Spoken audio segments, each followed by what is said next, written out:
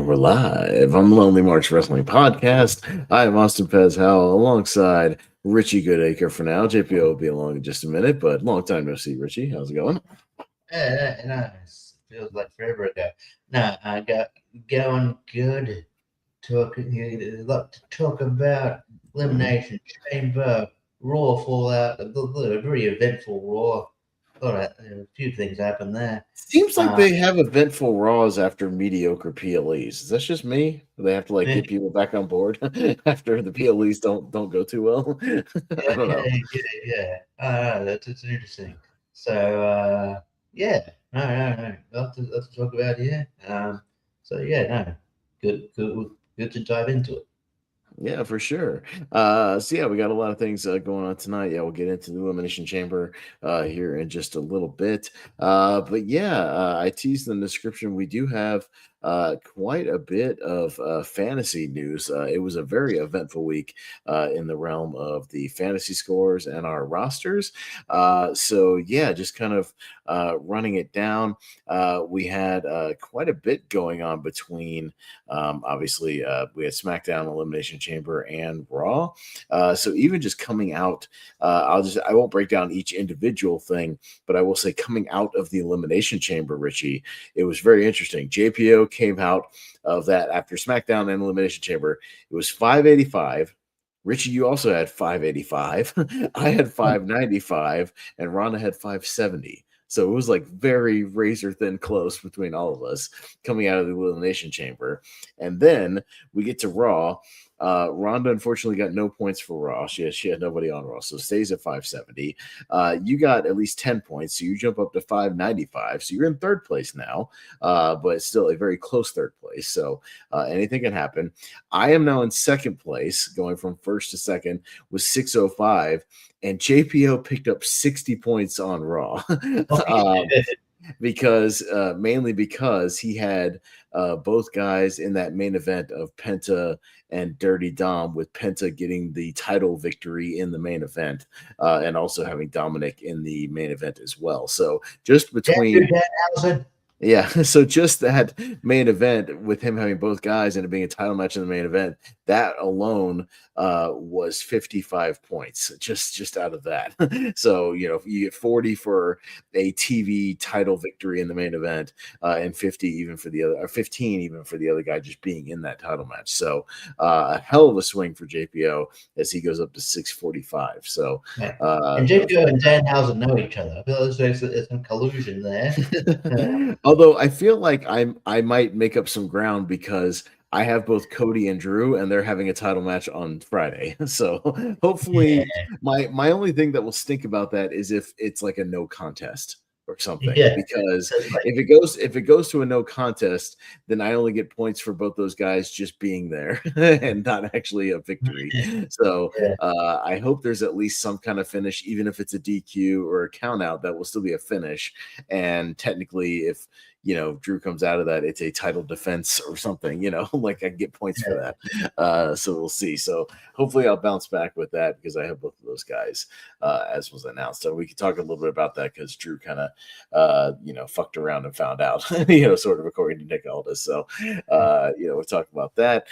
So that's our current standing. So that's very interesting as far as that goes. Now, moving on from that to the actual rosters, we do have some business to take care of because I will represent Ronda here, who does want to make some moves. She has 3 in the chamber.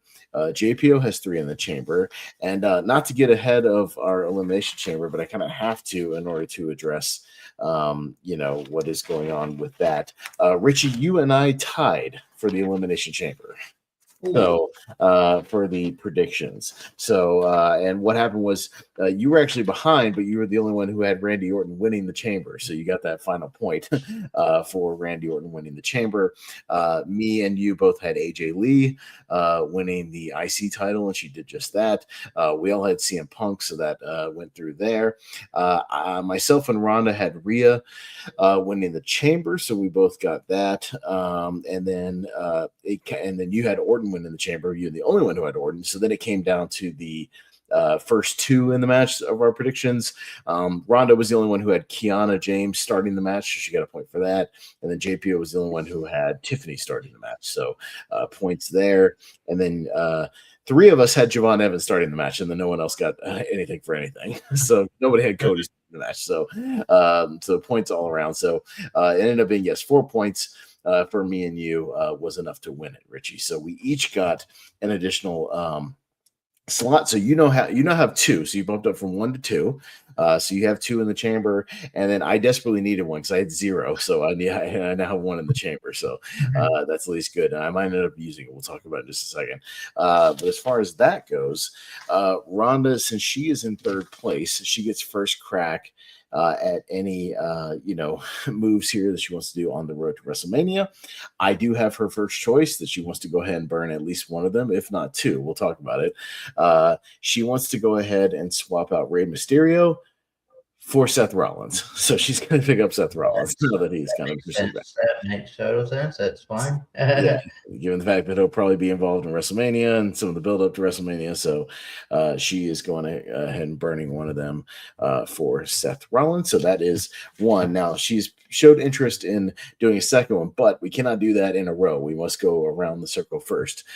So from there, we then have to go to you, sir. So if you would like to make any kind of moves, you're up next. You have 2 in the chamber now, if you'd like to do anything. Yeah.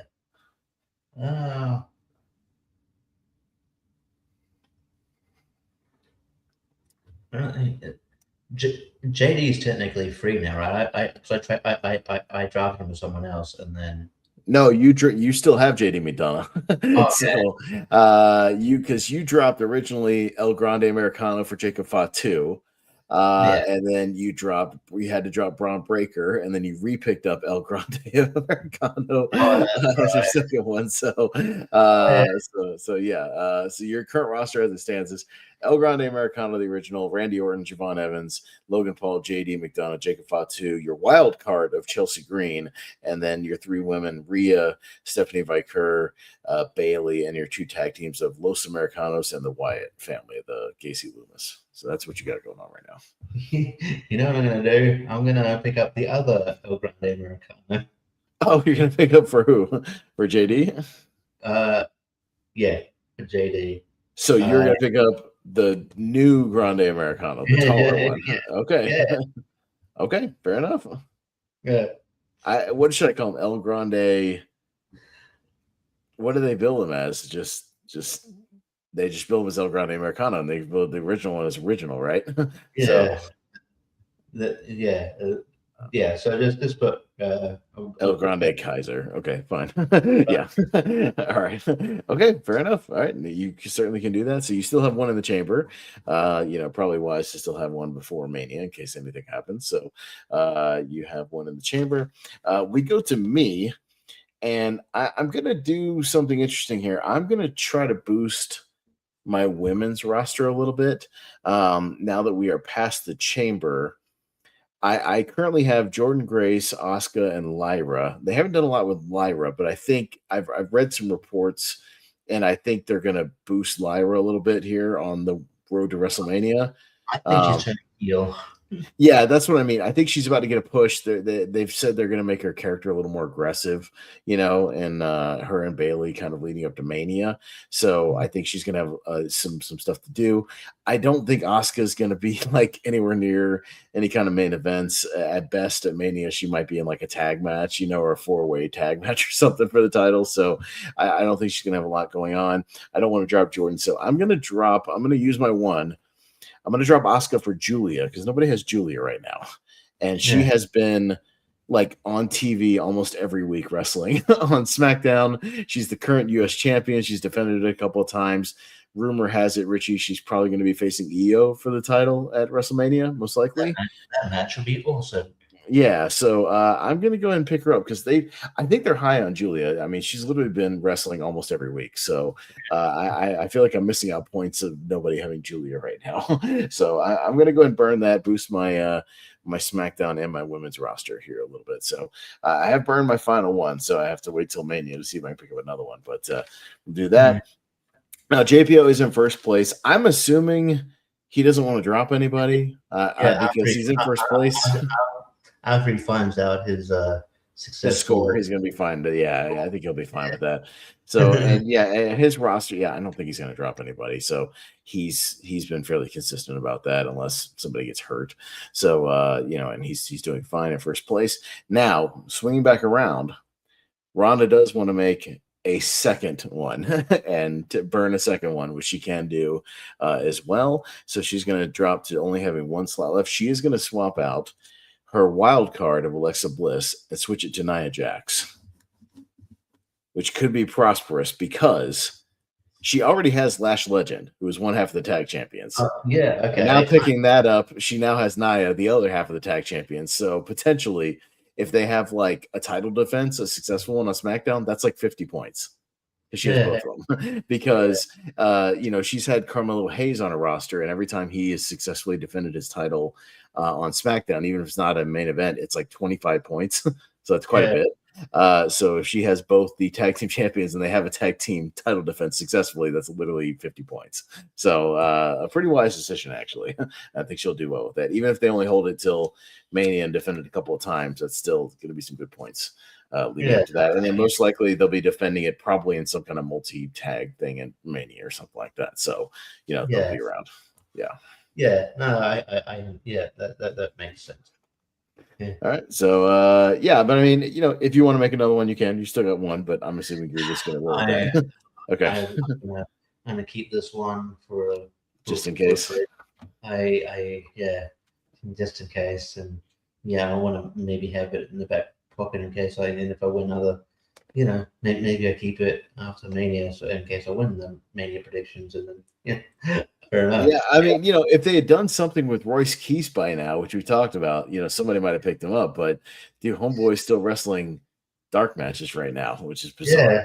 Yeah, they still had him on Stephanie's podcast, but obviously they don't. They're clearly like somewhat high on him, but I don't know. And there's probably people that are in NXT that should get, just sort of they're kind of spinning the wheels, like Ethan Page. That should be probably getting called up, but I'm assuming there'll be an influx probably after Mania. Yeah, for sure. I saw something about they just didn't have any storylines for him right now, but I thought the same thing. Maybe they're just waiting till after Mania till kind of some of the storylines sort of reset, if you will, after Mania, because after Mania you can kind of reset a little bit and go in new directions, and incorporate new people, after you've kind of done the blow off at Mania, whatever the blow off is for various storylines, so it might be they're just waiting another 6-7 weeks till Mania, and then they'll kind of decide where he's going to go and kind of give him something to do. I think that's what it is, and they're just kind of putting him in the dark matches, kind of keep him around, keep him working, but and getting used to that WWE style. He's going to be the new member of the Vision. Please don't. I don't know. They're running out of options, so we'll see. But we got a few things to talk about. I actually want to talk about this first because this is sort of wrestling adjacent, but I'm sure you're aware, Richie, that the Netflix thing dropped through with the Warner Brothers stuff, and that Paramount eventually out cash bid them, and Warner Brothers is actually now merging with Paramount instead of Netflix, so which makes it very interesting in that then it was announced, Richie, that HBO Max and Paramount will eventually become like one streaming service. I don't know how that's going to work, but they're going to merge into one, some kind of one mega service, and it is wrestling related in that, that's where AEW is. It's on HBO Max. So, it's still a thing of what's going to happen, to AEW here. It was even interesting on the Netflix side, Richie, because, Raw, obviously, and WWE programming is on Netflix. And if they were going to be associated with that, it's almost like the same parent company kind of owning both promotions. Yeah. It's still interesting on the TKO side because UFC is on Paramount. Yeah. So, I mean, you're going to have, a kind of, WWE adjacent programming in UFC, on the same program as AEW. So that's going to be very interesting. But yeah, it's going to be kind of, we'll see where it goes. I don't know, like the Paramount thing. I know we're not a movie related show here, but I don't know, positive or negative that it's now Paramount instead of Netflix. I don't know. I don't know. It's one of those probably wait and see things, but probably it's maybe annoying for me personally because I just signed up for Paramount Plus to watch certain things, and then I'm like, oh no, we're gonna merge to another strip. I'm like, oh god damn it, come on! I think and so like retool how the many times has passwords and download this. Yeah, good. Yeah. How many times has HBO Max had a rebrand? By the way, I feel like that's like four times in the last 2 years. Yeah.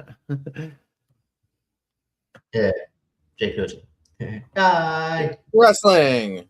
How's it going? You didn't miss much. We just kind of did all our fantasy shenanigans. You'll be happy to know you are once again firmly in first place with 645. So you scared me with the whole big news thing. I was like, what does that mean? Well, here's what the big news was. And I went on this. It's coming out of Elimination Chamber. It was interesting because we had you at 585, Richie at 585, me at 595, and Ronda at 570 coming out of Elimination Chamber. So it was like right there neck and neck. I mean, we're all right there next to each other. And then you just had to go JPO and have a Monday Night Raw with two of your guys in a main event title match with one of them picking up the IC title. So that was 55 points just for the main event plus an extra 5 for Austin Theory in a match. So you had 60 points coming out of Raw and then took the lead at 645. So fucking Danhausen. That Danhausen helped you in this collusion. Yeah. So we assumed because of that you probably weren't going to make any roster swaps. That you were probably okay because you're still firmly in first place. Yeah. So I assumed, but so we did have some roster swaps though while you were gone. Ronda dropped Rey Mysterio for Seth Rollins now that he's back, and then Richie dropped. Hopefully, I hope that's not too early. Yeah, I know. I wonder if it's too early. If he's not gonna, I could see him wrestling at Mania, but not really doing anything before Mania. So I told her, you could have a good 6-7 week gap where there's not much going on with him. Now we could totally be wrong, but I definitely do think that's a possibility of he doesn't do much. But still, watch him not be on TV for the next 2-3 weeks, kind of thing. Richie dropped Jada McDonough for the other El Grande Americano, so that solves that. So the taller El Grande Americanos, that's fair. Hey, if he wants both of them, that's fine. That's totally fair. And then I dropped Asuka for Julia, which nobody has right now. Try to boost my SmackDown presence a little bit. And then it went back around to Ronda, and she wanted to burn another one of hers because she had 3 in the chamber actually, and she dropped her wild card of Alexa Bliss for Nia Jax, which is probably a smart point wise because she already has Lash Legend. Now she has Nia Jax, so if they successfully defend their tag titles, that's 50 points a pop every time they do that. Yeah, good shit. So good strategy on her part. So there you go. But yeah, so that's a little update to that. We're just talking about the Paramount Warner Brothers deal and how that could potentially affect AEW and potentially and stuff like that. The fact that it's going to be like one streaming service now, and instead of the Netflix thing, which you talked about, AEW and WWE both having programming kind of under this one umbrella. Now it's a whole separate situation where you've got AEW under the HBO Max thing, but you also have a TKO, WWE adjacent thing with UFC on Paramount now, kind of all going to be on one streaming service. So how that's going to be, a little strange, and they're merging it into one service, I guess is what the articles I saw. So I didn't know if you had any quick thoughts on that, JPO, at all. That's just what we started to get into. But no, I don't really know. Yeah, what are the full ins and outs? Are we losing anything? Is anything changing? At least not for now, right? Not for now. I'd imagine if there's going to be any changes, it won't be until next year. But literally, the one big announcement they said was that HBO Max and Paramount will be not separate streaming services anymore. They're going to somehow merge them into one mega service, whatever that means. So Paramount Max, I don't know, whatever you want to call it, whatever they're going to call it. But which is funny, which is that the point I was going to make is because they've had so many identities in the last few years, in the last few years. We're HBO Max. We're Max. No, we're back to HBO Max again.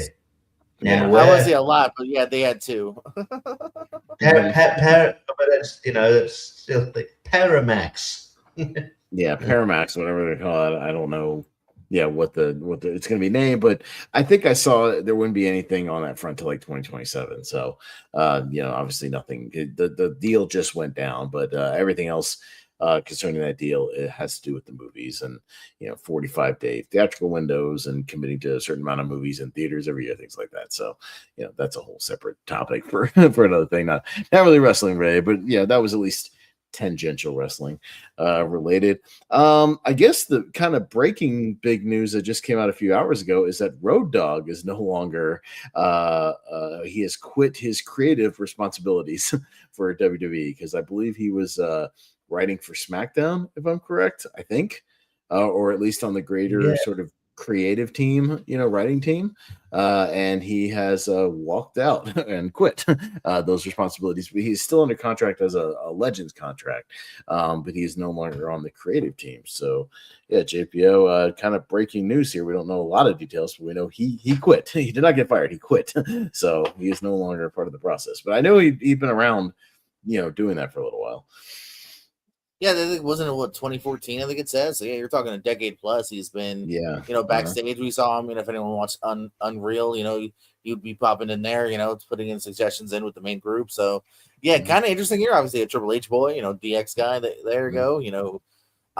Maybe had some issues back in the day with like alcohol, but it seems like for the past decade plus, he's been doing the upright thing. So interesting to see, what the hubbub was. Maybe he just wasn't getting listened to. Maybe he got burnt out. I know WWE can be a grind, maybe less of a grind than during the Vince era, but still a grind to where be interesting. I think more news is going to come. This is an interesting one that definitely has more to it. I feel, Yeah, definitely. Richie.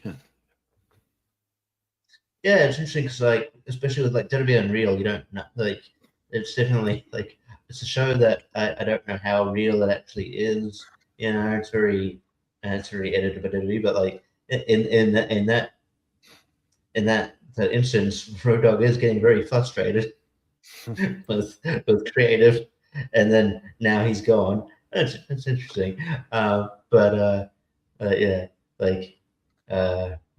so yeah. I know he's probably. I know he was head writer at one point when SmackDown was 3 hours in last year. And I think a lot of people. I mean, there was and there's other people said that SmackDown wasn't that great around that time. I thought it was alright. But yeah, it's but I don't want to. It's hard again. People like to put the blame on one person. I think it's a collective thing. But yeah, I don't know. It's again that DPO said, it can be a grind, and especially even if you're in a higher position in maybe a lead position. I don't think it's in a lead position anymore. I think it got restructured, but it'd probably be hard to get your ideas at the best of times. Probably better now that Vince's not there, because you don't think you wouldn't have a chance. Sometimes I don't even know why they had a creative. It was just what Vince wanted anyway. But it's it probably, I imagine at times it'd be frustrating with many different voices, many different sort of views on how to do things, and maybe you're not getting your ideas not being listened to. I don't know exactly that transpired, but you'd think that maybe something like that happened, because he's been pretty loyal to Triple H, one of his best friends for a lot of the time. So probably see. I don't know. I feel like maybe something happened, but yeah, like I said, there's been more that comes out of that later on.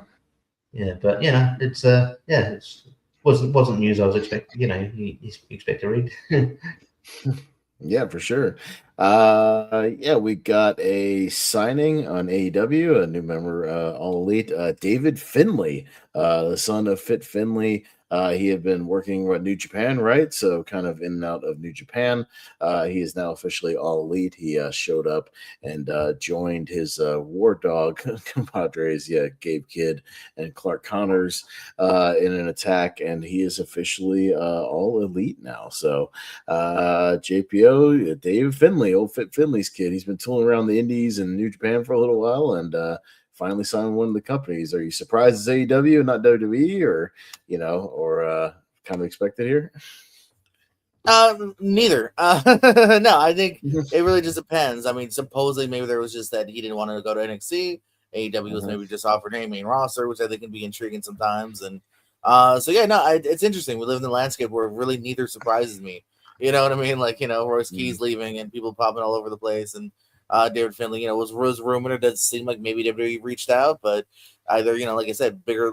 He's got his friends, already aligned with Gabe and Clark Connors. Sounds like they're gonna do maybe some sort of 6-man revolution, probably. So interesting with the Shillelagh, just like Pops popping up in Dynamite this week. Yeah, for sure, Richie. Yeah, I'm sort of in the same sort of boat as JPO. Like, I'm not like, not surprised, but like, I thought it could go either way. I just, think what I read, I think he got like the offer wasn't sweet enough. Like, it was a lowball offer, and obviously, it doesn't seem, it's only a select few get the privilege of bypassing NXT, and he wasn't going to like Danhausen. Yeah.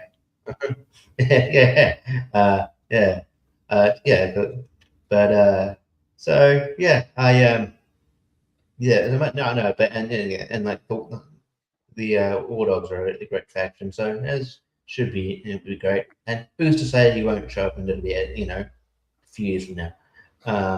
So things will change when you've built a big profile on a big promotion like AEW. They're going to be like, ooh, okay, here's more money. But it's cool. Man, looking forward to seeing what he does. He's really good. He's very good technically. Yeah. We had kind of something on the opposite end over in TNA. Mance Warner and Steph DeLander have quit TNA and walked out, supposedly over Steph's neck injury. She said she's been cleared for a while to wrestle, but the TNA staff wouldn't clear her, and I guess they got frustrated of waiting there, so they are now gone from TNA. Richie, did you see this news here? Yeah, she shed more light on it on like a TMZ interview.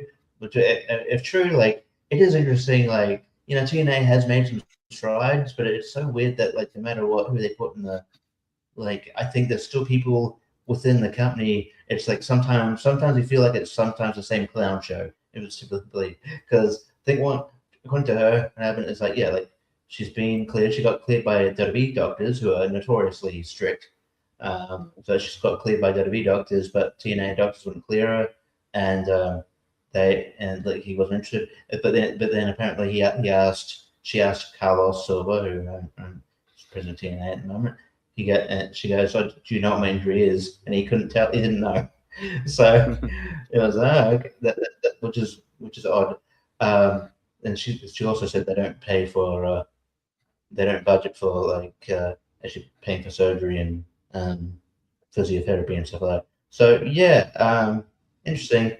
People probably, I could see it going to WWE. People probably Steph DeLander's stint in WWE was so short last time, but people don't realize but she was in WWE briefly.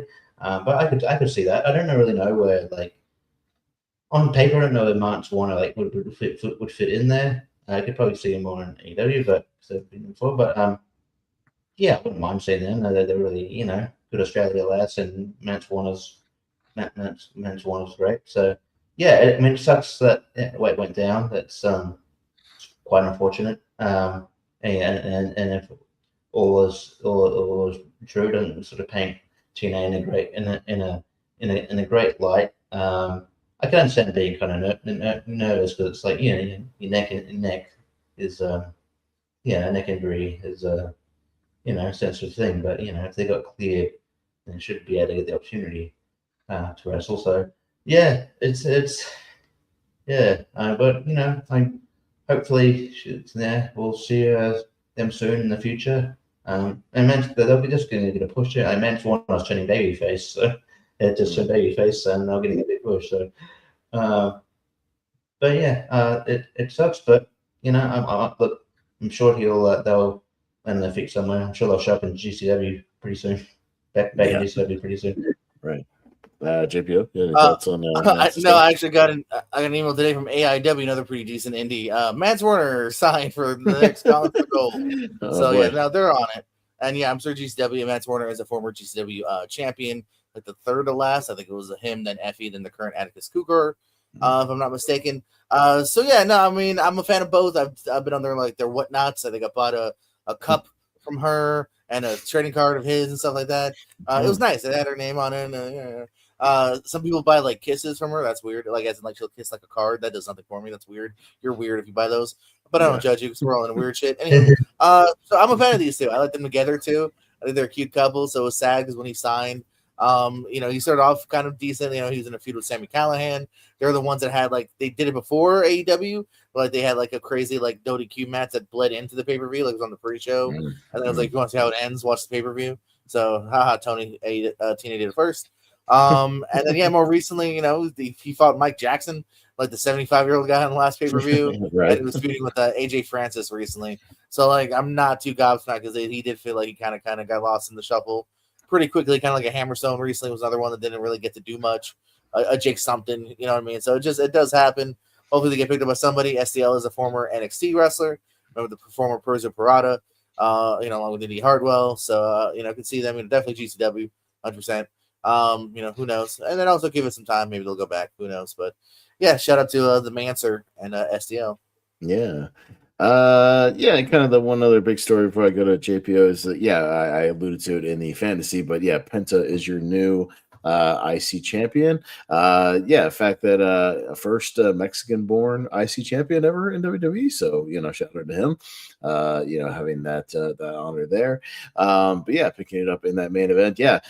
May or may not have been because of a certain curse from a certain Mr. Housen earlier in the evening, which they can. I'm glad that they're actually kind of starting to play on that. I feel like AEW never really did anything with that stuff when he would curse people. There's a couple of side gags, like William Regal still did really well one time. But other than that, they never actually played into like, oh, maybe it is, because it seems like I'm guessing it's going to happen again soon on Raw or SmackDown.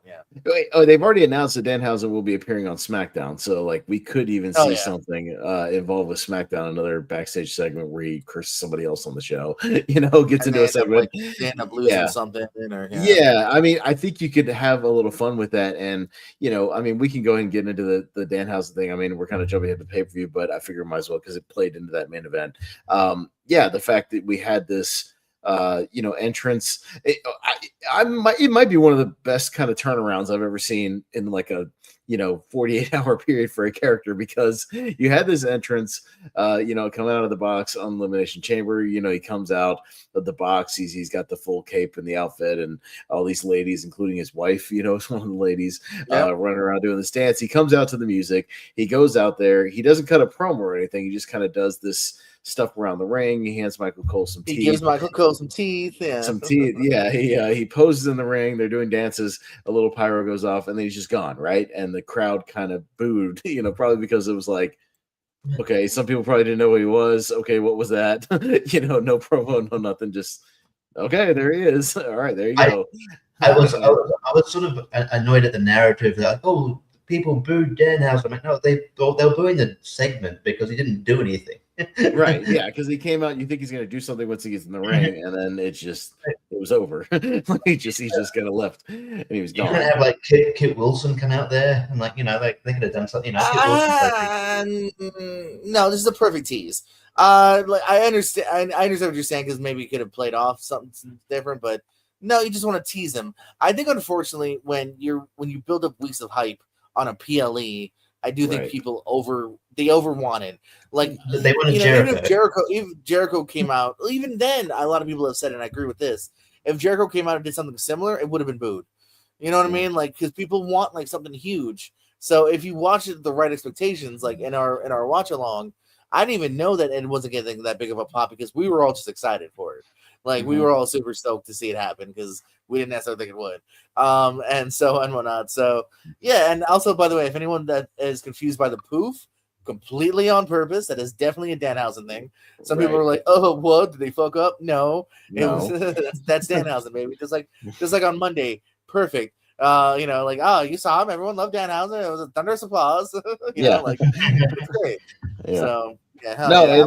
I'm Triple H, amazing. And even on the post show, Triple H brought him up, and the interviewer was done. The interviewer was just like, "All right," and he's like, "Hold on, we cannot not mention Danhausen." So like, I think they still have hope for him, and he's gonna sell T-shirts. That first T-shirt's kind of cool looking too. I've heard the merch is actually already selling quite well on the he's a fucking merch seller, baby. Overpriced as shit. WWE.com, but still a good shirt if you can afford it. And look, I'm not saying that nepotism is a thing, but like it would help him like getting. He is like very close friends with CM Punk. I could see like, for instance, like Punk being like, "Hey," and pushing this in front of like whoever is the hiring person, Triple H or whoever, being like, "Look, like just statistically, you should roll a dice on this guy. Look at his merch for being." Like a non-televised guy for a while. Like his merch even before he got to AEW was like number one on PWTs, which nobody has done. Number one on PWTs was always, Kenny Omega, Stone Cold, like the normal people, and Danhausen out of nowhere. Like it was despite not being with any major company for a while. Yeah, like that's pretty big. Yeah, but no, a hell of a turnaround. Yeah, because then on Monday. Yeah, you get this, in my opinion, a perfect backstage comedy segment, like beat for beat, perfect. I've watched it, no joke, like probably 20 times. It's very fun. He goes, Cold Steve Austin, glasses. yeah. Oh, glasses, Adam Pearce, Adam Pearce. Yeah, and he goes into, because it was perfect because they acknowledged, the weird, because he, as you know, Danhausen appeared to thunderous applause and cheers, and then he just goes right into that. He has some demand Hausens. Blimphausen, one of them Hall of Fame, one of them pointing pictures. Triple H says people love those. Which he got, by the way. He got one. I didn't see it. Cool. I have to go. I'll have to try to pull it up while we're talking about it. But yes, And then Adam Pearce goes, "Why is it all wet? I got it this hot." Yeah. All right. No, and then he hands the demands. Why is it wet? Because I fell in the. I'm pretty sure people said he said it fell in the. I think he said I fell in the toilet, which is even funnier. If he fell in the toilet. I thought he said I dropped it in. Is what I was going with, but maybe I've watched a whole bunch of. I think he said I fell in the toilet, which to me is even funnier than it fell in the toilet. Honestly, the paper. So, he Adam Pearce pawns him off to the Judgment Day who are walking by. Anything to just get him out of the way. He remembers Finn. He knows Finn. He knows Dom. He can't remember who J.D. McDonough is, which I thought was funny.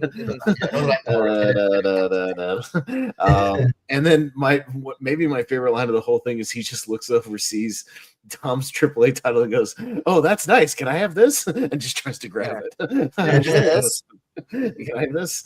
I'm like, no. Yes, and Dom gets pissed off, because he's just being annoying or whatever. Says, something bad's gonna happen to you, and that's when he pulls the bad happened to me. You are cursed, and he puts the curse on him.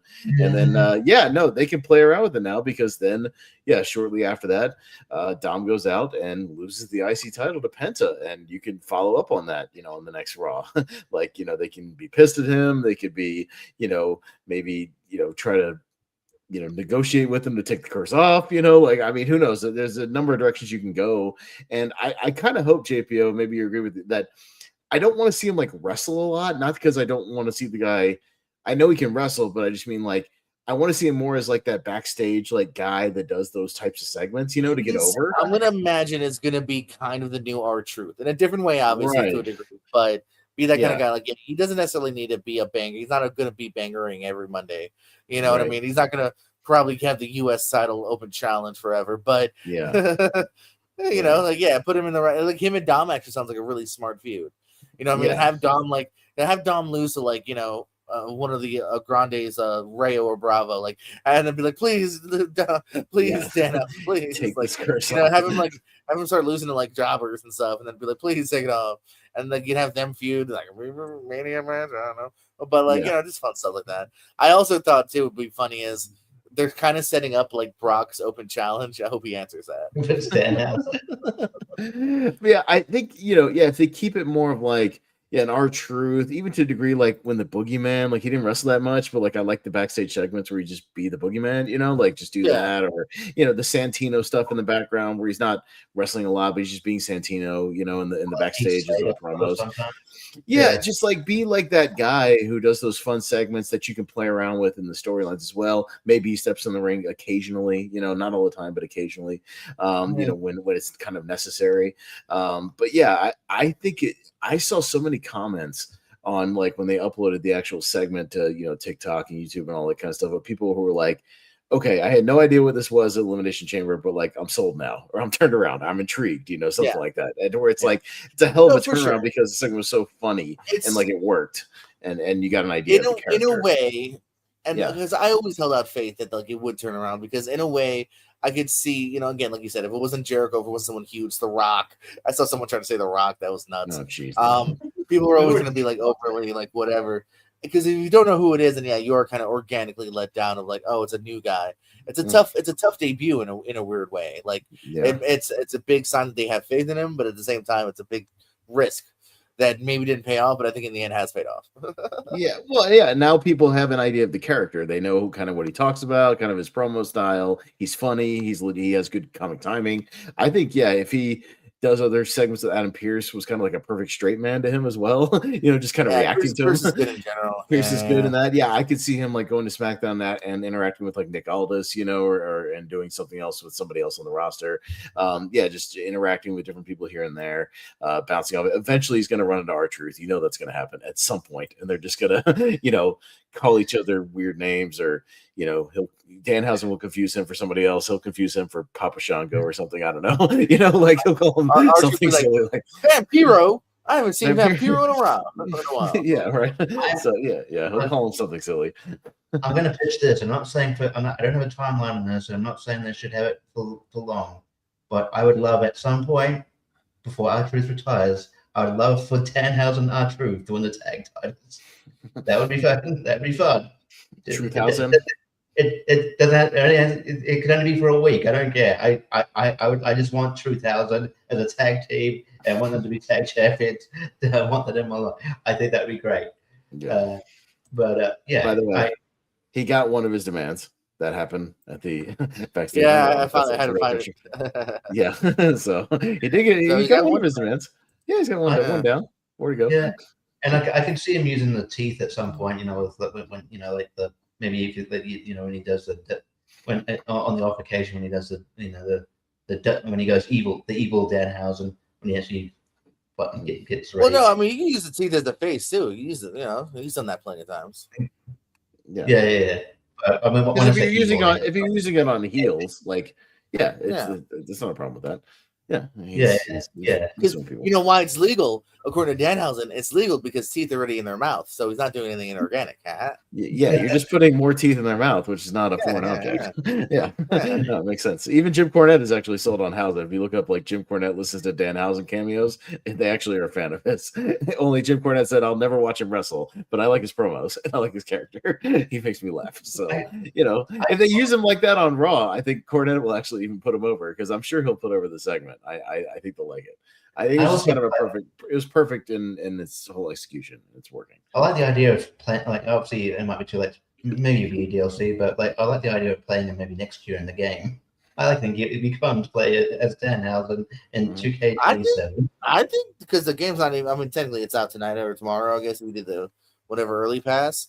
I don't think it's out of the realm of possibly getting him in. They're still announcing DLC still, so. By the way, because I'm stupid and I'm a part of the problem, I bought the most expensive. Oh, good for you. Yeah, I'd have to suck too much dick on the corner. I don't have that much money. I don't got it. I'm like, I figured out how to eat. When my arms on it. I'm like, I'll figure out how to eat later. Just Yeah. I can survive on water for a week. It's fine. Sacrifice my groceries this week. So that's all I got. So JPL, I'll turn it over to you. What other tidbits you got going on? Anything? Yeah, let's see. Here, if you want, share my screen here in a second. Okay. Because Saturday we have Vengeance Day, brought to you by NXT. That's still on the Peacock, by the way. So if you want to watch NXT PLEs, you do still need Peacock, evidently. Yes, we got Jada Parker versus Blake Monroe, the former Mariah May, in a street fight. We got Tatum Paxley versus Izzy Dame with her North American Championship on the line. Lola Vice and Kalani Jordan in an underground match. That's right. NXT still has underground matches. If you're wondering where that's at. Tony D'Angelo versus Dion Lennox. And then finally, Ricky Saints is challenging Joe Hendry. See if he appears for that NXT championship. So, five matches coming to you at NXT Vengeance Day, Saturday. Vengeance Day. As long as they don't do another concert again. That wasn't a great segment. That was.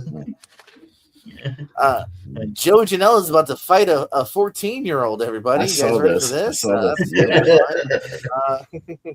Brody Lee's son at -1, if you will, came out, did a promo. First, he did it with the Butcher from Butcher and the Blade. You know, where he was kind of razzing him, like, "Oh, Butcher, I've been a fan of yours since 1982 or whatever," calling him old. And finally, the Butcher kind of turned heel. He's like, "Listen, you little shit." And then they did the very classic thing of like, "Fine, I'll manage somebody as they fight you," and then they threw up the graphic, and it's like, but wait, you didn't know there was going to be a match. How the fuck do you have a graphic already? Anywho, just really badly, like, overly planned out, unplanned things. Janela, he's like, "I want a match," and I was like, "You're crazy, you're fun." He's like, "No, let's do it." "Oh, stop it!" And then I called him Megan Baines bitch, I think is what finally got the of Joe Janela. So he power drove the kid. Joe Janela power drove a 14-year-old, and I'm sure we're gonna see that match probably maybe Mania week. I don't know, somewhere. I'd imagine it'd be maybe a spring break thing on Mania, probably. Yeah, something like that. That sounds like spring break like exclusive. Yeah. You know, we got Sandman versus the Invisible Man and Janela versus a kid. Sweet. And yet I make fun of it, but I'm gonna watch the shit out of both those matches. Right. Apparently, we were shitting on it, but apparently Sandman it was requested by Sandman himself that he wanted to face the Invisible Man.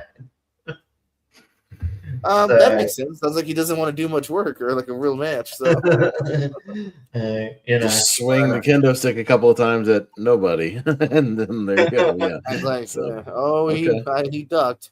Yeah. We're gonna honor soon. Sorry. I was just gonna say I like how, like, technically I feel like the Brody Lee Jr. thing has been built up since I didn't know he was going to face Joe Janela, but I feel like his impending wrestling debut has been built up, like singles match debut has been built up since he won the clusterfuck last year, which. So it's kind of been a big build up to his eventual one-on-one match. So I am looking forward to it. I'm not. It shouldn't happen, but I'm going to totally watch it. Ring of Honor may get a new look soon. They did some tapings over in Jacksonville, actually. Like a studio taping outside of my old stomping grounds. I know where that studio is that they filmed it at. I did wrestling promos in that studio. We used to get some for Old Christian Pro back in the day. We knew a guy who worked in the studio, let us go in there for a Saturday and film stuff around the station while nobody was there. And we did a series of stuff there. So yeah, just us. It was like I played a guy working at the station chasing the loggers around because they broke into the station to just film stuff. And I was like, it was a very Scooby-Doo thing of they would be doing something. I was looking for them, they'd be posing behind a silhouette, sheet, and I wouldn't see them, I threw them out of the door and they snuck back in while I was reading a magazine, just very Scooby-Doo shit. You know what I'm saying? So just very silly stuff. I'm sure maybe I can unearth this someday and share with you guys. Very, very silly stuff. Yeah. But yeah, I heard about this, 30 matches they did or something. Oh, I didn't do a deep dive on it, but yeah. Oh, dude, wow. I looked at some report and bro, it was literally they taped 30 matches. I don't know how long the matches were. Granted, they may have all been a whole bunch of them may have been 3-minute squash matches. They tend to do a lot on ROH. Just but like I'm sure they 3-minute quick match, whatever. But they yeah, usually have a couple. Like in the main events are usually at least like a little bit. they longer, did have one. Okada was there. He faced AR Fox in one of the matches, I guess. So that like had me intrigued, oddly enough. And a few people here and there they oddly enough showed up. But yeah, I know you could find the at least the lineup, sans spoilers, but yeah, they like 30 matches they taped like a whole bunch of stuff. Yeah, kind of crazy if you wanted to sit down for 5 or 6 hours and watch a Ring of Honor taping for a whole afternoon. Yeah. Because I'm not even sure it helped. I feel like it happened pretty abruptly, like, and without much advertising too. Right. It wasn't very packed, but it wasn't that big, I think, to begin with. That's that studio. It looks like your normal studio wrestling too. Like it looked classy, but it looked like what you would imagine almost really. So right. And also too, it looks like they okay, huh? Mm-hmm. I do think it's probably the right move for like Ring of Honor because it kind of make it more separate. Like because that before they were just taping it before an AEW show, so it's cool to make it kind of a bit separate and feel like its own thing. But yeah, and I don't mind this. I don't mind the studio feel. I mean NWA has that, but less things.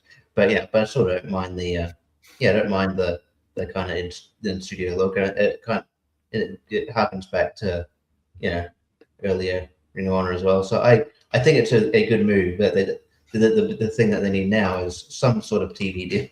But yeah, it's a good first step. Mm-hmm. I don't know. I'm torn just because if it's a lot of rushed shorter matches, like to me that's not Ring of Honor. You know what I mean? Like even like their HD net things would be like maybe one shorter match and a couple of nice ones, like a good opener, a good closer.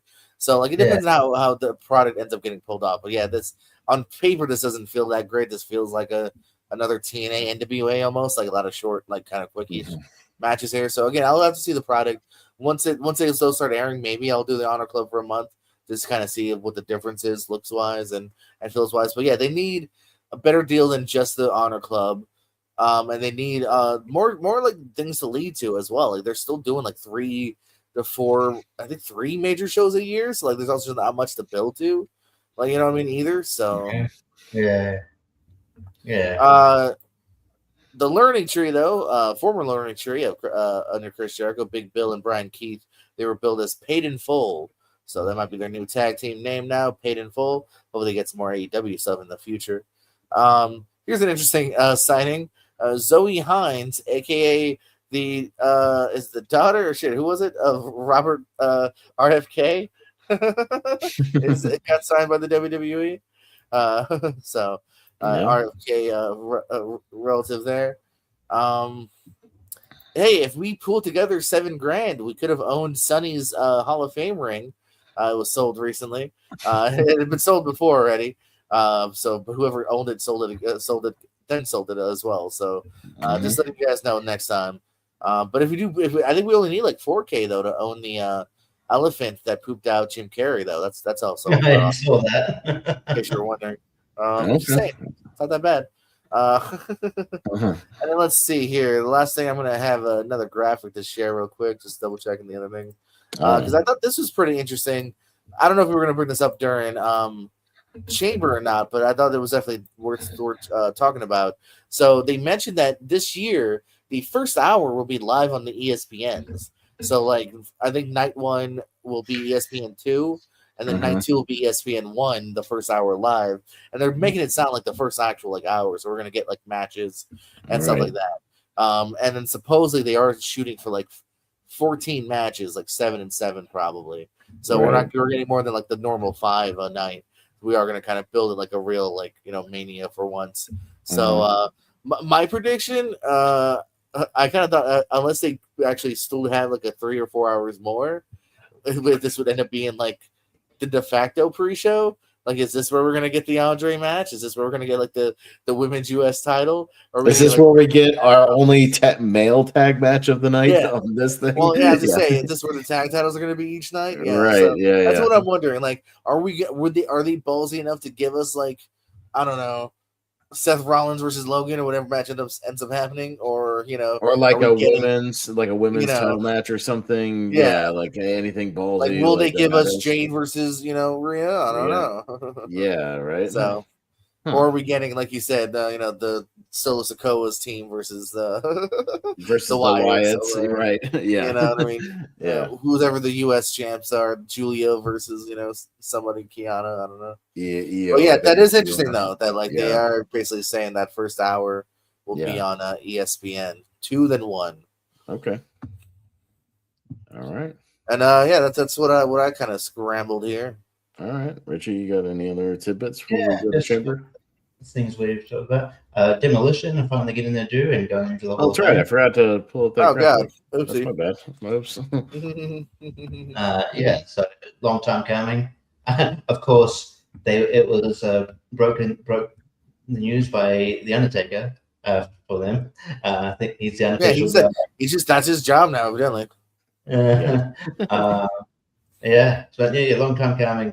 Great tag team. One of the first wrestlers had a really, other than like Hogan, had a really cool entrance thing. I'm glad that they sort of worked out their issues with WWE, and they're also going to be in the Mark Cole said that they're also going to be in a downloadable in the game too. So I'm looking forward to playing with them in the one of the download packs. So no, well deserved. I'd imagine there's probably usually like sort of 5 inductees, including like a tag team. So I'd imagine there'd be 2 more inductees in there. Well, we don't have, if they do like a, they don't always do them, but if they do like a celebrity one, that could fit in somewhere. And usually it's deceased. Sometimes. Yeah, so somebody who's already passed or something. So yeah, I'd imagine those are on the way. So yeah, I found it odd the Demolition like is in after like the US Express from like last year, like a team that was like less than a year. Like that's it's like okay. I don't mean to be mean, but they got in for Bray. Like they got in. No, we talked about that last year. I know it's just like you're in before like Demolition. Well, so there is a backstage reason. Like didn't they sue them or something or? Like there's a reason they weren't in. Yeah. They were part of a big lawsuit with a lot of people. Right. Yeah. Right. But they recently. I mean, they only recently said they signed a Legends deal, and that's when that news came out. I'm like, okay, I think a Hall of Fame captain's coming. But yeah, I don't know. I feel like with US Express Samson at the time, I'm like, if you want to honor Bray, either just induct it or just induct IRS himself. But I don't know. It's another thing. The other thing I had, the Intercontinental title wasn't the only title that changed hands that way. The 6-man tag team title. Aussie Open Okada, Aussie Open are back together kind of with Okada. So that the tag champions, and they're going to actually defend the Met Revolution, but obviously Adam Page is busy, so in his place will be Mystico. It's versus Mystico and Jet Speed, right? Yeah. So yeah. Should be cool, but yeah, that's interesting. Theme. I'm guessing they're just finding something for. Also, just finding something for like Mark Davis to do, considering like they tried to have a tag team with former Jake Doyle, and he got injured straight away. So that's really unfortunate. But no, it's cool. Like I'm glad that he's getting something to do because Mark Davis is also really good. Yeah. As far as Revolution, by the way, officially Swerve versus Brody for the pay-per-view. Tekla and Chris Statlander, 2 out of 3 falls for the women's title is on. Your boy Big Boom AJ JPO says he's going to be wrestling at Revolution. I just was about to say, hold on, I have breaking news. Yeah, an undefeated superstar has confirmed he'll be at Revolution. Big Boom AJ. So yeah, of course. There's been no build, so I'm just guessing it's going to be another pre-show bullshit. But yeah. Yeah, no, 100%. Andrade versus Bandito. That should be a low-key banger if they give him like 20 minutes. I think they could throw it down. They've been building that for the last couple of weeks. I'm excited for that. Yeah. Moxley versus Takeshita for the Continental title. No time limit match is what they're specifically billing it as. So no time limit there. FTR versus the Bucks for the tag titles. And of course, as of right now, your main event, MJF Hangman. Last chance Texas death match, because if Page loses, he'll never be able to challenge for the AEW world title ever again. Why did babyfaces book themselves into these conundrums? I'll never know. The babyface put his own thing on that, which is stupid. And so, and this was the worst one too, because this was literally like him being like, I'll do this if I lose. Like MJF should have voted him.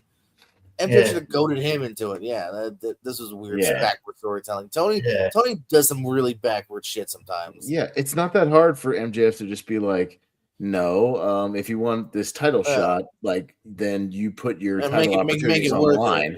Yeah, like that's a heel thing to do. That's fine. That's like Gunther goading AJ by putting his career on the line. Like that's a heel thing to do. That's fine. It's babyface is doing it voluntarily is stupid. So, but anyways, that's so currently 8 matches for Revolution. But knowing AEW, there will be at least probably 1 or 2 more on the main card. Well, unless they plan on that Moxley one going long, like because they're no time limit, like maybe we could stick to 8 actually. But I mean, I wouldn't be opposed to that. Yeah, given that Big Boom will probably be pre-show, that leaves 7 for the main show. Yeah, unless like you said that one specifically goes along, and so does the main. And they still got a whole week of TV, and Well, it was a great debut for the Inspiration. Fucking bullshit. Stupid. What the fuck was that? I think they better be paid well to be fucking jobbers. Fucking bullshit. But, weren't y'all saying something about the way they look too, or was that a thing that y'all said? I don't know. They're just I don't know. Jacob was saying something about that. I was just like, I don't know. Why citing them? I don't know if they're going. It's gonna. I guess they're just gonna be jobbers, but I don't know. It was. I mean, I definitely don't want to jump to that conclusion, but it is a weird debut. Like, why couldn't they get a couple local talent wins, and then you know what I mean? Like, it does seem weird to kill them in a minute and a half on their debut. Two teams that, or 2 people / one team that literally have held 2 of the biggest other women's tag titles in existence. Like, nobody else can really say that. So they basically lost the tag titles in order to sign with AEW. That's pretty much and then you immediately debut them and establish them as not a credible threat at all. That's just okay. Let's do a storyline where they're like, these people are good. We've got to really train. Let's do a storyline when they build themselves up. Then, and I don't take anything away from the Rolling Birds. I think they're going to be a great tag team. They got good chemistry. Alex Windsor and Jimmy Hayter. I like them a lot. But don't debut something like that. It's bullshit. Although speaking of tag teams, I just could mention. I feel like AEW teasing that like Johnny Gargano. Even though he's signed, it's like going to be because like it's Tommaso Ciampa had a bit of a skirmish with FTR, and he's like, he's going to get a tag partner at some point. But like, so they're going to make you think it's going to be like Johnny Gargano. But like, hold on.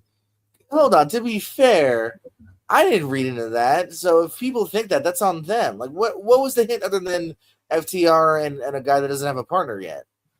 Yeah, I don't know. I argue that's reading into it. It's like I don't know. I guess it's just because it's the most most famous partner is Johnny Gargano, and then these question marks as to where him and Candice are going, or what his contract status is. I thought that's what they could be teasing on, but it could just be stuff. Maybe I'm underthinking it, but like, I didn't necessarily go there. I just figured it's just like anyone, like they got a problem with him, he's gonna find a partner, and it could just be Mark Briscoe or something. Yeah, I do feel that's a little bit of fan theory running wild. No way it's not like Tomas was like, oh no, can I do it myself? Like DIY. Like or made like a joke or a hint. But people do work. I understand people work themselves into shoot, just like we talked about with the box thing.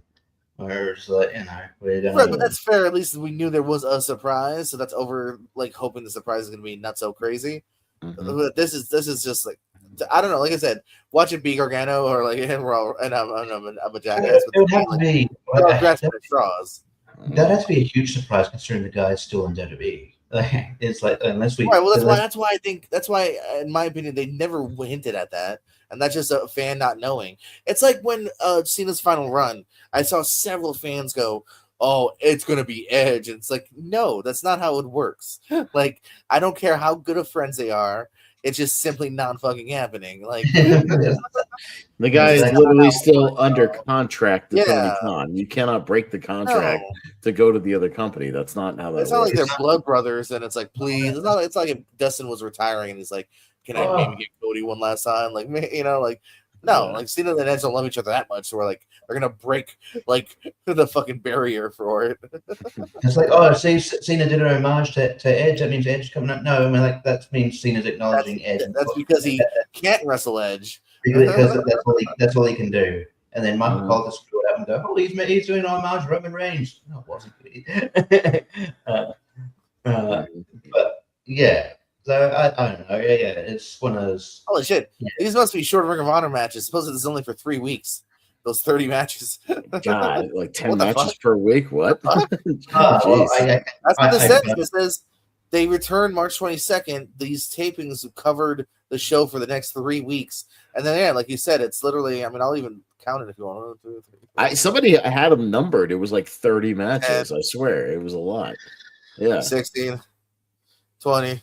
Yeah, 25 for real. Yeah, it's about 30, and I did a very sloppy count, but yeah, it's right around 30, if not more or less. Yeah. I'm less confident now. Then I don't want squash match. It's gonna be a lot of squash matches. Yeah, there's some good stuff on here. I mean, Nick Wayne versus Commander could be fun. Okada. Evidently the Colognes are here. Primo and Epico. I didn't know that. Okay. Like I said, Okada and AR Fox randomly on like one of those. Yeah, okay. Yeah. By the way, Nick Wayne back from injury, and he's put in work. By the way, he is jacked. That dude. Have you seen the recent photo of him? He's actually, I have no idea what he looks like. Yeah. I was going to mention this too. The Ashanti the Adonis. Aka Tahuti Miles also debuted on this tapings. And I guess he is signed, by the way. He is actually a signed ROH AEW guy, evidently. Yeah. Apparently he's been signed since September. Apparently. Yeah, waiting. Yeah. Oh, Sydney Akeem's on this tapings. That's cool. I like Sydney. Former Reggie. Reggie, yeah. It almost feels like Duck in a way, where it's like, hey, these people these people you haven't seen getting a shot. A lot of different people too. Like I'm sure people look at there's Big Bill twice, but it looks like a lot of people don't bleed over very much. Mm-hmm. Maybe I'm wrong. Maybe there's so many matches. Maybe my mind's not seeing it. Yeah, maybe. All right. You guys. Hold on. Thought I had something else. May 23rd, Saturday night's main event. And then also shout out to Brian Knobs, the Nasty Boy. Evidently, is not doing so hot. Mick Foley started a GoFundMe, so just well wishes to Brian Knobs if you have extra money. Shout it out to him. But I know we're all poor because the 2K just came out. But if you didn't spend money on 2K, or if you have extra, think of the Nasty Boy. Way to make me feel bad. Now I can't contribute to his. When he passes, I'm gonna send you a photo and go, "You could have done something." That's dark. That's really dark. No, that's more of a testament to how shitty American healthcare is, more than anything. So that's fine. Yeah. Oba Femi versus Rusev on Monday, by the way. Meaty match. Yeah. Meaty boys. It'll either be meaty or Oba just beats his ass. And I will beat him. But it could be one or the other. We'll see. I guess you did say it briefly, but yeah, Lash Legend and Nia Jax are your new tag champs too. Yeah. That happened. That happened between the shows. Yeah, and kind of a fallout from Elimination Chamber. We'll talk about it, but Cody versus Drew for the WWE title on Friday Night SmackDown. Oh yeah, yeah, direct fallout like that. Yeah, direct fallout. Yeah, we'll talk about it, but because it kind of pertains to the main. So, yeah, we've been dancing around. Let's get into it. Yeah, Elimination Chamber went down this past Saturday. 4 big matches, of course, in there. By the way, yeah. JPO, me and Richie tied for the predictions at 4 apiece. Yeah, I so yeah, he picked up one. I desperately needed one, so it's fine. I burned it on Julia, but I desperately needed something because I was down to 0. So yeah, so the results of the predictions right there. Yeah, we opened up with your women's chamber match. Rhea Ripley defeating Tiffany Stratton, Alexa Bliss, Asuka, Kiana James, Raquel Rodriguez. 17 minutes of entrances for a 24-minute match. Much like the main event. 15 and something, 16 minutes of entrances for a 25-minute match. So, yes, the entrances, 2/3 of the length of the actual match. So, there you go. But yeah, JPO, yeah, your thoughts on the women's chamber opening up things here, and Rhea Ripley, yeah, taking the W here. Yeah, probably my more favorite of the 2 chambers. I guess spoilers. Yeah, no, I thought it was fine. I think Rhea's a bit of a safe, boring choice, especially they kind of hot shot those tag titles off of them. Oh shit, she's going for the main event of Mania, or she's fighting for title Mania.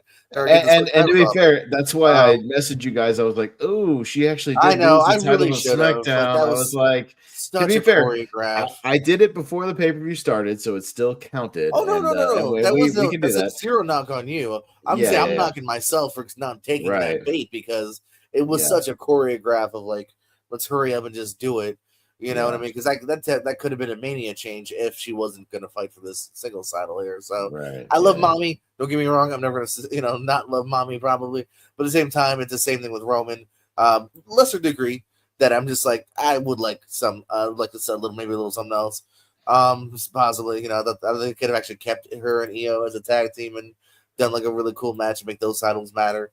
But it's fun. I think Kiana had a decent showing here. Raquel I thought looked pretty good.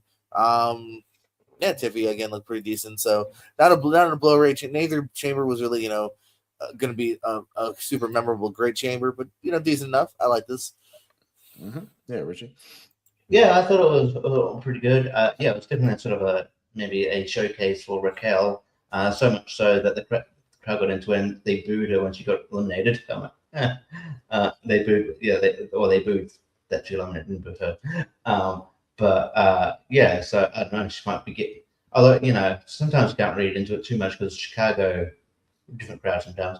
But, it'd be cool. She did get some support there. I always liked Cosworth. And yeah, like, Kiana James is like, got given a lot of time recently too. So, yeah, so it's someone I didn't, like, considering I'm pretty sure in her debut it was very similar to the Inspiration, where I think she lost in a few seconds. So I was like, I didn't have much faith in them booking her or her working at WWE, but they clearly see something in her as well. She's got a good look. So yeah, Mommy is a safe choice, but I'm not going to deny it. The woman meaty match. I'm looking forward to it, but also it's.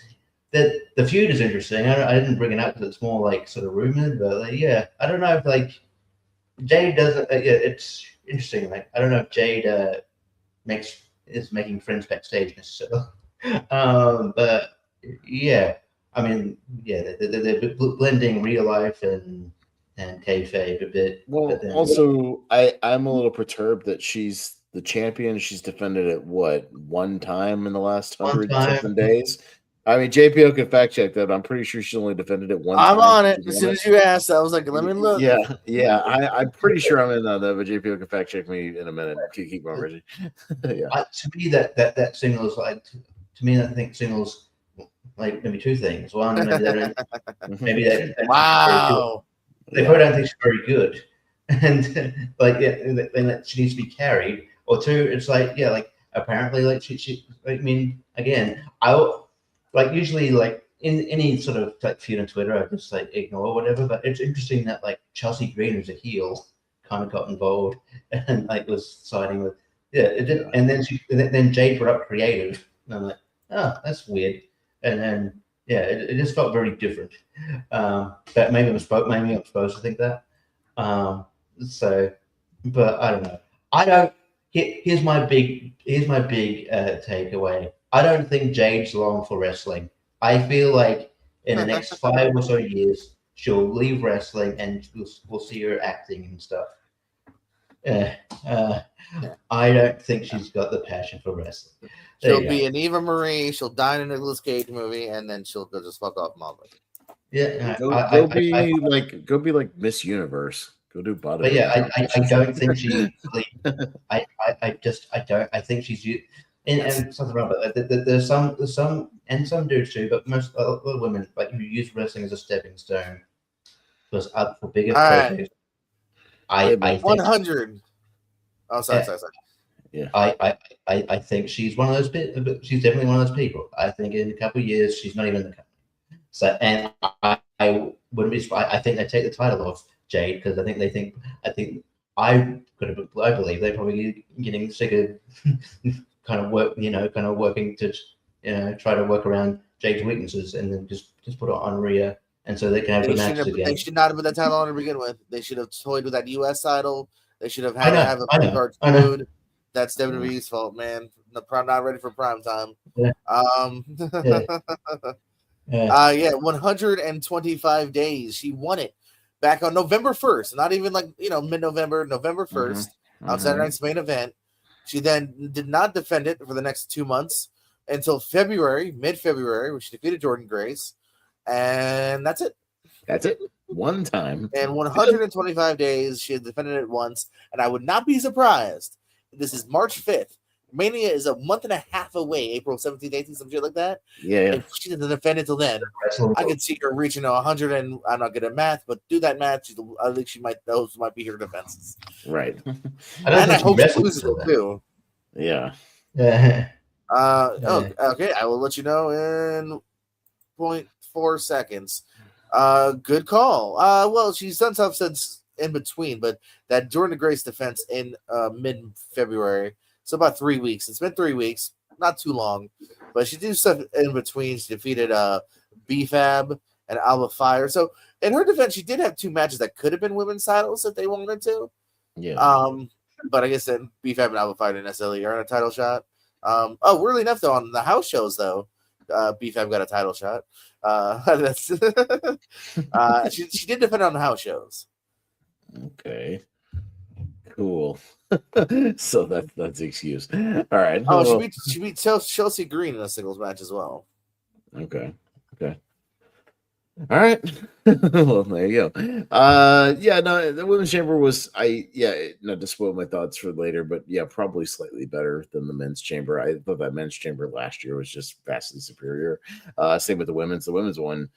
Speaking of Jade, I remember last year when it started out hot with Jade, on the warpath, and then the match started hot. You had a couple of good storylines in the middle of that one. And this one was just kind of it did its thing, and Rhea won, and I will say Raquel looked good. She looked good hitting all the big power moves, getting the double stack pin. It worked out well for her. It seems like they're actually using her.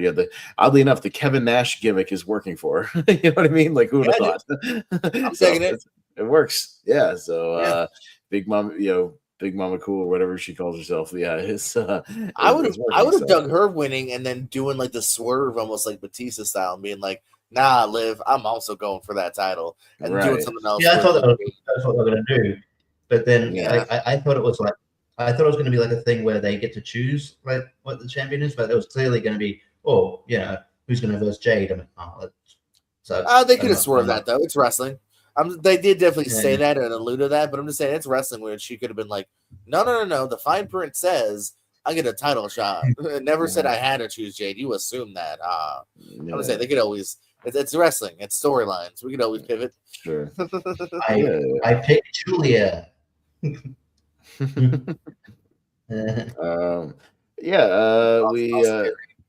We stayed with the ladies as the women's Intercontinental Championship. Yeah, it's a lady. Becky Lynch putting her title on the line against AJ Lee. And in Chicago, AJ Lee gets the victory via submission in Chicago and picks up that IC title against Becky. Yeah, I thought she, AJ looked pretty good, I thought, for the most part. She was still moving pretty quickly, hitting most of her stuff. Crowd was kind of iffy till the end. Crowd sucked, by the way, for most of the show. Very, very uncharacteristic, like of Chicago, but it could be because a lot of the rowdier fans are getting priced out of the damn venue. When your nosebleed seats are $250 for a pay per view. So, a good-ish match, with a decent finish. Richie, what'd you think? Richie? So I'm on a bit of delay, so keep them on. But yeah, I mean, I thought it was decent match. I thought it was good. I think Becky works really well with like the newer talent and people, but also wrestlers who haven't wrestled for a while, and have got maybe potentially got ring rust. I think she's just like that trusted worker that you could to get in the ring with, and I think she has fun. So yeah, I think she's she's definitely one of the best women's wrestlers like period at the moment. I thought it was really good. I'm sure that I know that they're doing who's going to challenge AJ Lee, but I still think it's going to be a rematch at Mania, doing something. But yeah, no, I think that's right. Decision. There was the CM Punk posted he posted a picture online where I'm pretty sure he was naked. He's holding he had the Intercontinental title, her Intercontinental title around his waist, covering his bit, and then he also had the other title. And I'm like, okay, I could have been warned, before I saw that, but no, I'm lucky I didn't see CM junk. So that's a good thing. Good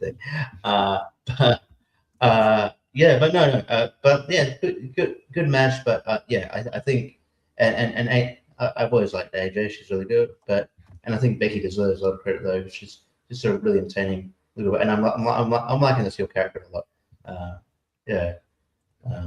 So no, that's pretty decent. Yeah, for sure. JPO, any thoughts on AJ and Becky here?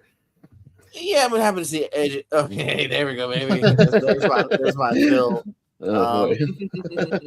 I've had my fill of Phil. That all I need now. Yeah, I'm good.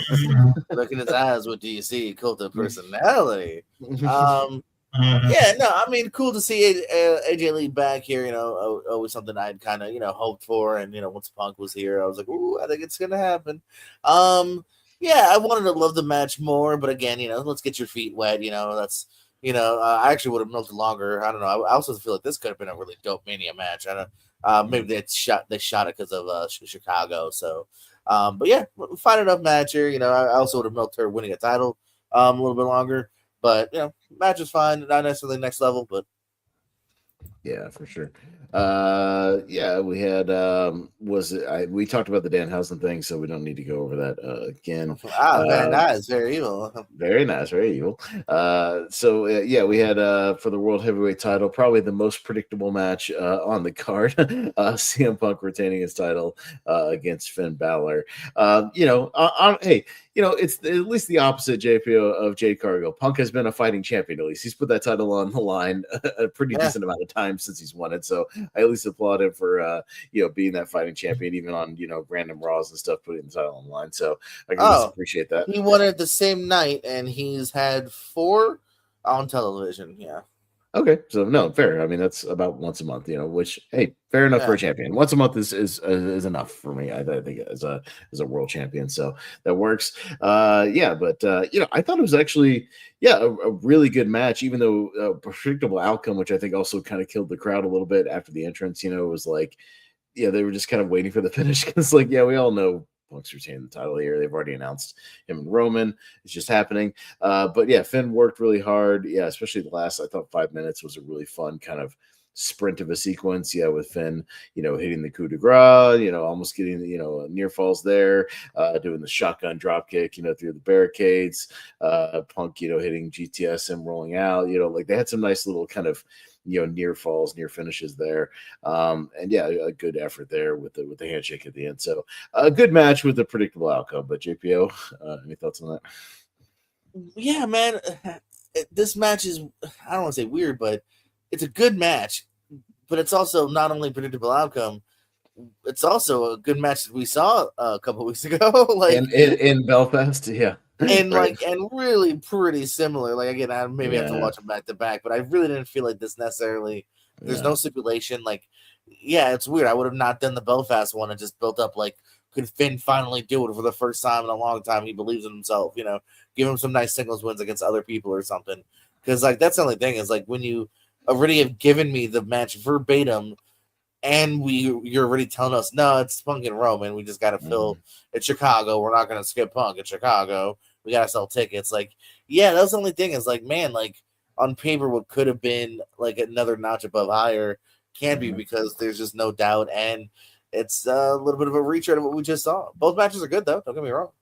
No, they worked very hard. Good workers. Richie? Yeah. Yeah, it was a solid, really solid match. I think Punk might have got hit at some point, legit, because he's like bleeding from the mouth there.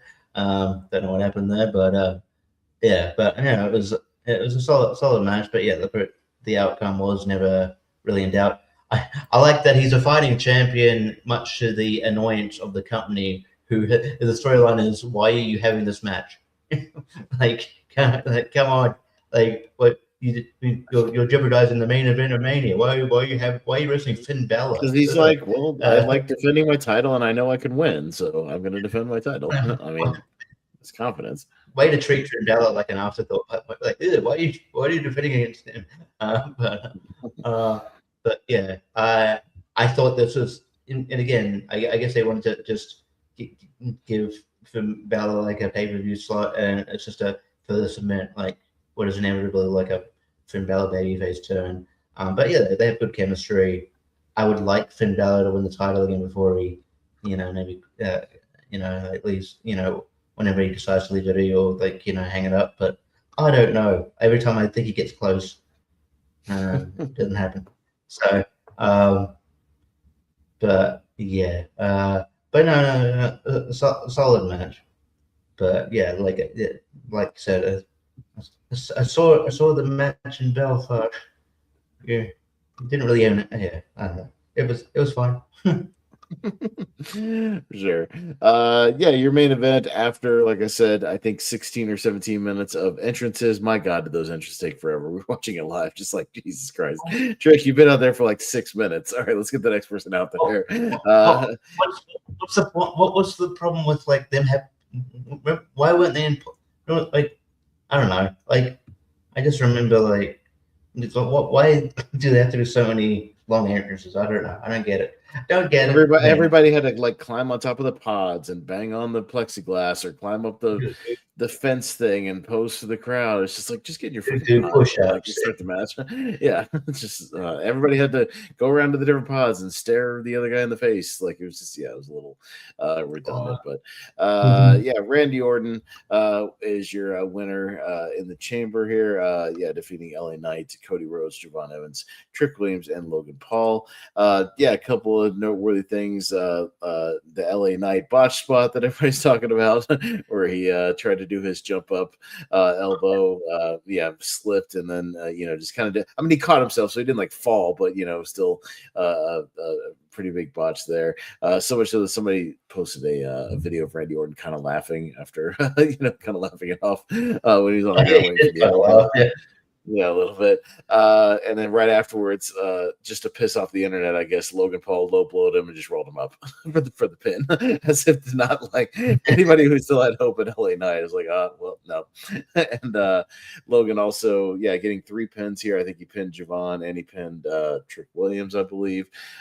So he killed Javon with that pulverizer. Holy shit! And then he damn near dropped him on his head with that pulverizer. God, Javon didn't like flip all the way And he didn't flip all the way, and he landed right on the top of his head. Like, Jesus, that was very, very scary. We had another tease of more, kind of students coming in, as they were kind of letting people out. And eventually Seth Rollins made his way in the ring, unmasked himself.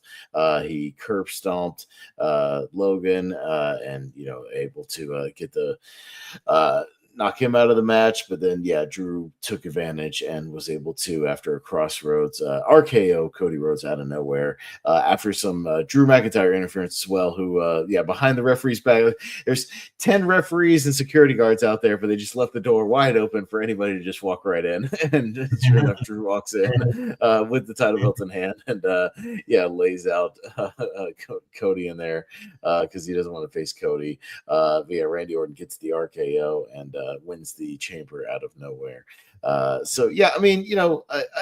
Some decent kind of storytelling action in there, but not the greatest chamber match. The chamber match itself was kind of, it almost felt rushed to a degree, even though it was like about the same length as women's one, especially those final couple of minutes, just kind of like boom, boom, boom, boom, boom.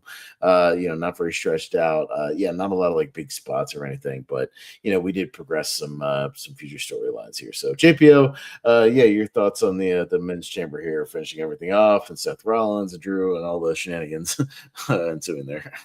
Yeah, after these four matches, boy, I might be talking about this pay-per-view. I don't hate this Elimination Chamber, but again, it's one I'm going to think about even less as time goes by. A couple moves for each guy here, kind of fine, kind of whatever. Interesting turn in Randy Orton. You know what I mean? I know a lot of people kind of assume Cody, including myself, but if you got McIntyre, good for you. So, fine, if not below par. Yeah. Okay. Yeah, Richie. Yeah, probably liked it a bit more. I was a bit disappointed that, we were talking about like, Javon Evans is in the chamber. Is he going to be bouncy? Not really. I mean, he did one cool spot off the pod. He did like a stomp thing, but he wasn't as bouncy as you would think he would be. I did like when he came out, like he was like, he does that thing to the camera and he yelled out, "I'm nervous. I'm nervous." I thought that was funny.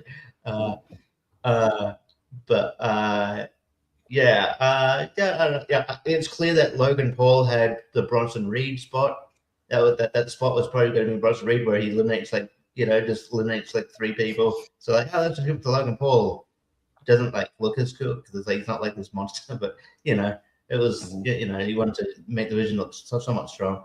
So but it makes me miss that. I wanted to see like 3 tsunamis. Didn't get that because bloody fate had to. You kind of nice things sometimes. I mean, it was cool.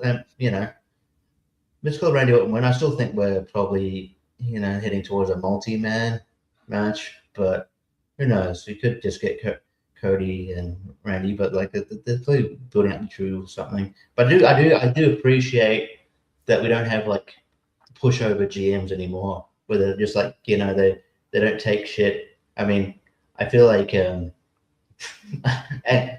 Pearce does a good job of being really flustered all the time. I feel like I feel bad for him. I feel like he's gonna have a heart attack these days. He's just like, oh my god, what the fuck?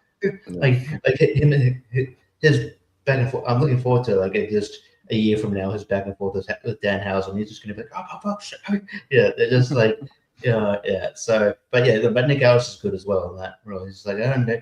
And I think because they're ex-wrestlers as well, it's like, that doesn't make sense for them to be kind of Howard. So, I thought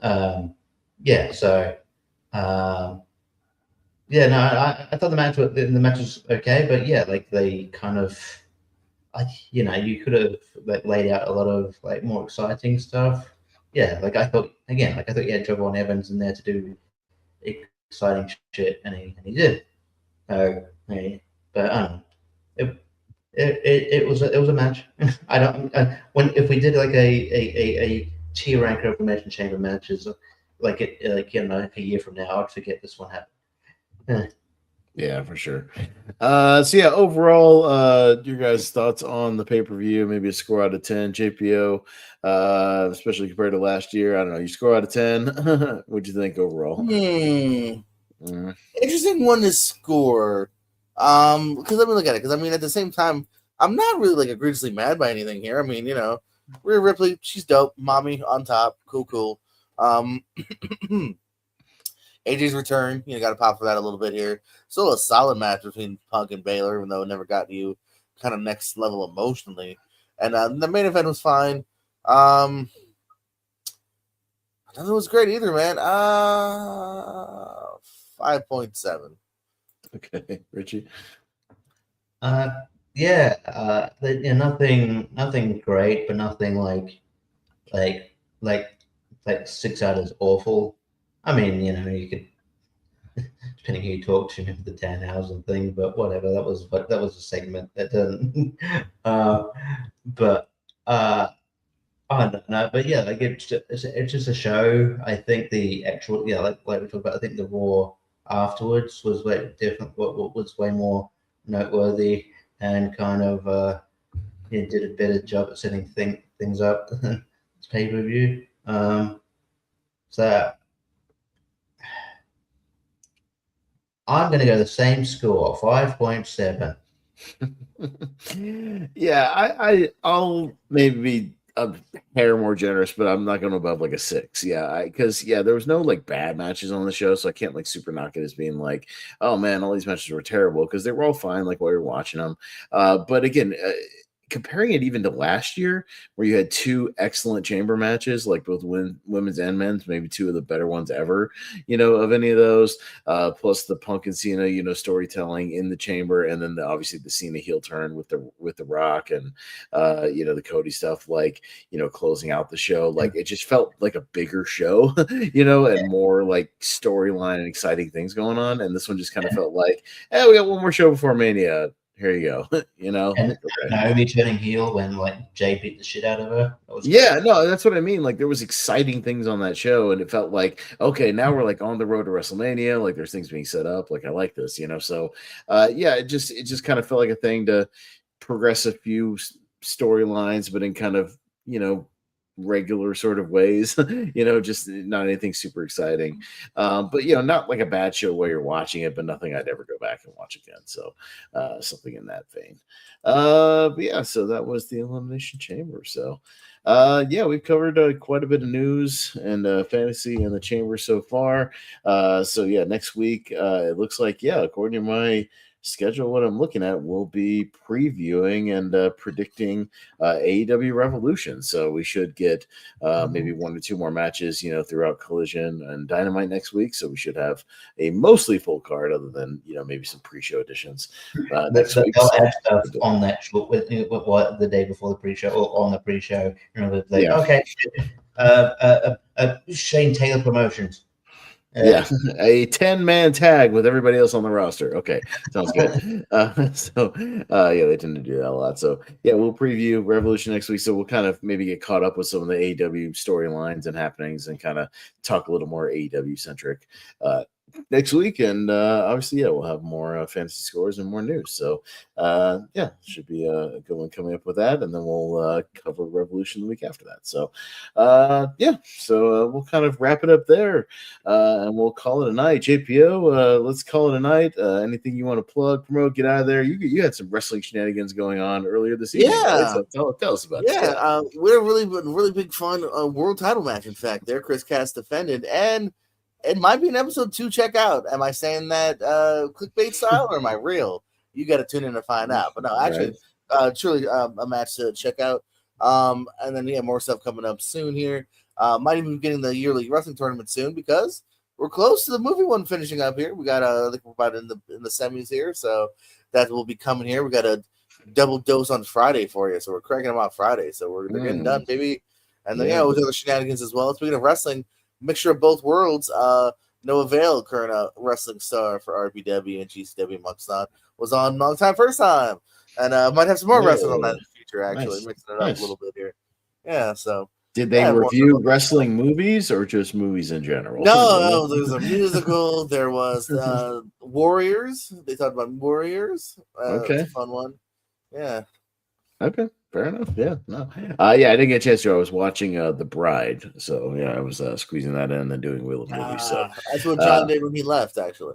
yeah, so I was squeezing in some stuff. We're talking Robert Duvall, but yeah, Richie, anything you got going on? Want to throw out there? Quickly, is Bride good? Is it good? I'm seeing it tomorrow. It's odd. Okay, all right. It's not bad. I overall was positive on it. It's just very strange and one of the most bizarre dance music sequences I've seen in a movie in a long time. I'll say that. So, a very bizarre, out of nowhere, like musical dance sequence. It's very strange. I'll just say that. Okay. Be ready for that. Okay. Well, yeah. You could. I'll be seeing that first thing tomorrow. But in the meantime, you can find me on the Wheel of Movies. We did in tribute to Robert Duvall. We did Tender Mercies, his Oscar-winning performance movie. So check that out. We will be back next week to get we had a couple of we had a couple of tribute episodes to do. So next week we're doing Revenge of the Nerds and tribute to Robert Carradine, and then we'll be taking a couple weeks off, and then coming back with Parasite. A regular Will Spin, no tribute to anybody. Right. So yeah, unless somebody from that cast, God forbid, passes away or something, that would be weird. Right. And other than that, I show up on JPS Trivia sometime. I'm pretty sure I'll probably sign up to the wrestling tournament when that sign up is there.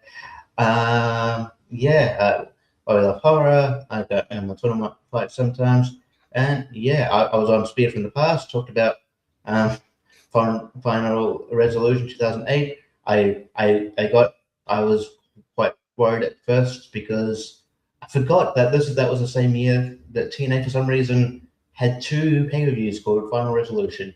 They decided to do two Final Resolutions in 1 year, and so I watched the whole show and I'm like, shit, did I watch the right one?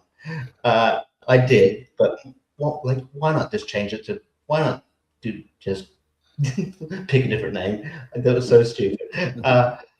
But that definitely sounds like a wrestling with trivia question. Like, what TNA pay-per-view had two of the same name 1 year in 2008?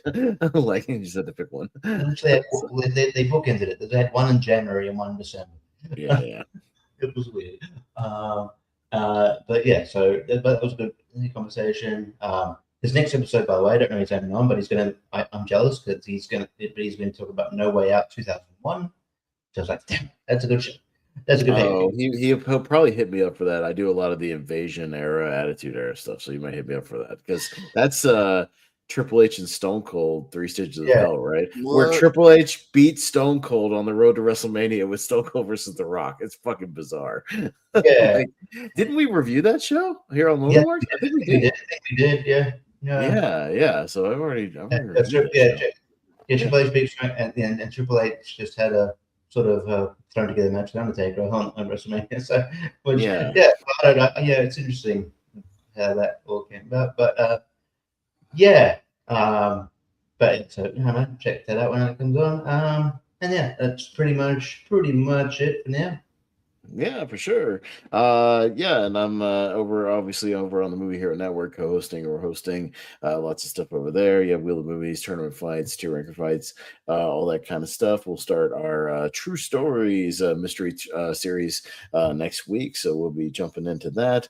And we've got our championship tomorrow night of the 1984 and 1995 movies, and a good batch of movies for that half bracket. So that should be fun.